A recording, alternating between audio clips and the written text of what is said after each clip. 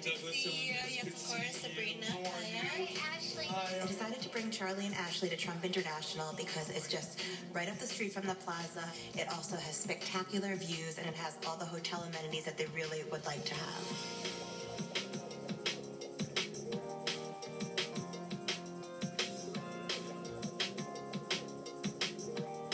What I thought you guys would love, Central Park views.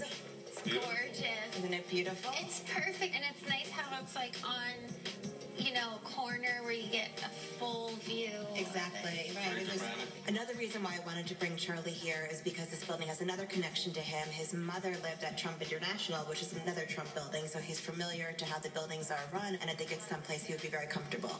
The views from here aren't as spectacular as they are from the living area, but you still have cool views, and you have the corner exposure. Mm-hmm. And I love this bed, too. It's a little canopy. It's kind of princess-like. Yeah.